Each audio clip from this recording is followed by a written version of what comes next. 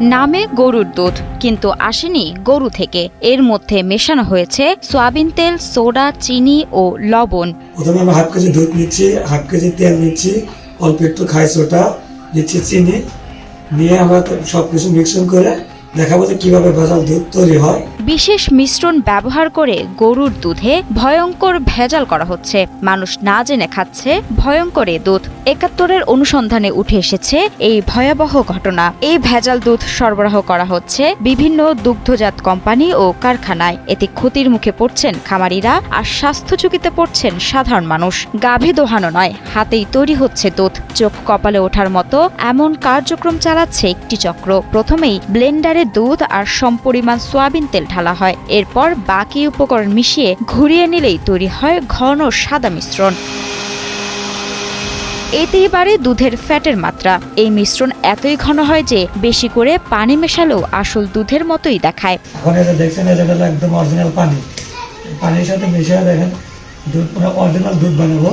নিজেদের কারসাজি ক্যামেরার সামনেই দেখালেন চক্রের সদস্য। তাদের দাবি, এই মিশ্রণ ব্যবহারের পর দুধের ফ্যাটের মাত্রা এতটাই বেড়ে যায় যে ল্যাক্টোমিটার পরীক্ষায় অনেক সময় তা খাঁটির দুধের চেয়েও বেশি দেখায়। আর সেই সুযোগেই সহজে বাজারজাত করা হচ্ছে ভেজাল দুধ।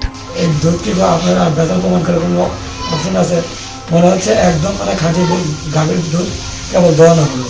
ভোরের আলো ফোটার সঙ্গে সঙ্গে শুরু হয় খামারিদের কর্মব্যস্ততা। গরুর দুধ সংগ্রহ করে তারা নিয়ে যান বাজারে, কিন্তু সেই দুধ অসাধু ব্যবসায়ীদের হাতে পৌঁছানোর পরই বদলে যায় পুরো চিত্র। বাইরে থেকে সাধারণ দুধ মনে হলেও ভেতরে চলছে ভয়ঙ্কর প্রতারণার কারবার। সিরাজগঞ্জের উল্লাপাড়ার কয়েকটি এলাকায় গোপনে তৈরি হচ্ছে ভেজাল এই দুধ। এখানে আপনার 1 কেজি, 2 কেজি, 5 কেজি দুধ দিলে পারে 50 কেজি দুধ তৈরি করা যায়। ওদের পার লিটার দুধের খরচ হয় 5 টাকা, 10 টাকা।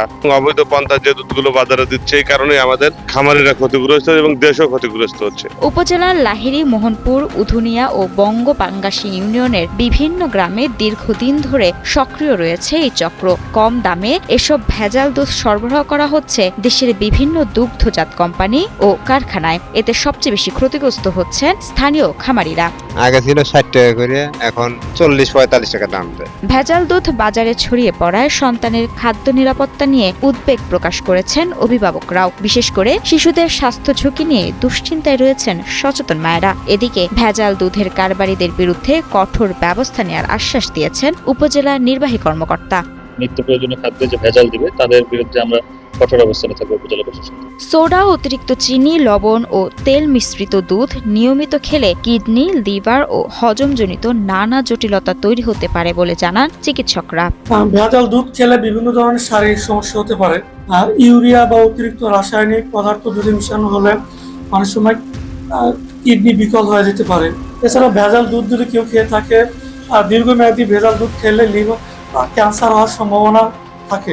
ভেজালের এই অশুভ চক্র শুধু মানুষের স্বাস্থ্যের জন্যই নয়, হুমকি হয়ে দাঁড়িয়েছে দেশের দুগ্ধ শিল্প ও খামারিদের অস্তিত্বের জন্য। মাহমুদা মুন্নি, ৭১।